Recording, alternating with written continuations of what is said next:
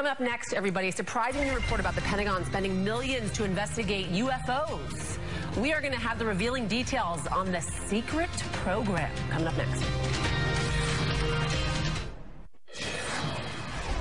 Welcome back, everybody. Our final story today, it's a little out there, and I do mean out there. The New York Times breaking the news that the Pentagon has been secretly researching the possible existence of UFOs. Apparently, the Department of Defense launched the program in cooperation with former Senator Harry Reid in 2007, and it spent $22 million each year searching for unidentified flying objects until the program was shuttered back in 2012. Joining us now to talk more about this, one of the authors of yesterday's fascinating New York Times article, journalist Ralph Blumenthal. Ralph, thanks so much for joining us. Thanks for having me. Appreciate it. Talk to me about the research that went into this article. Okay, first of all, it was not $22 million a year. It was $22 million total, which is really a drop in the bucket of the Pentagon budget. But it went for research into these objects, and no one knows what they are to this day, that have been seen by Navy planes. They've engaged with them. They've been reported by witnesses. But beyond that, we really don't know much. And the research went into trying to identify their strange means of propulsion, their phenomenal aerodynamics, which represent nothing on the face of this earth by any country. And the research, even though the program was officially, it ran out of money in 2012, it really has continued, we found out.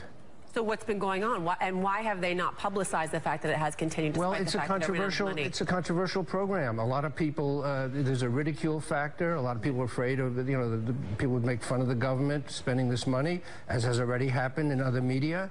But there's also a lot of fascination.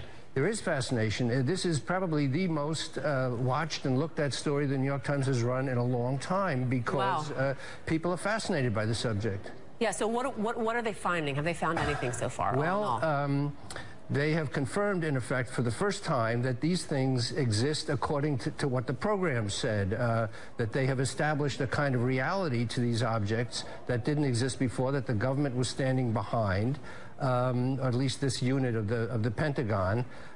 They have, as we reported in the paper, some material from these objects that is being studied so that scientists can try to figure out what accounts for their amazing properties, this technology, these objects, whatever they are. So they have made some progress. What type of material? They don't know. They're studying it, but it's some kind of compound that they don't recognize. So a lot of questions still.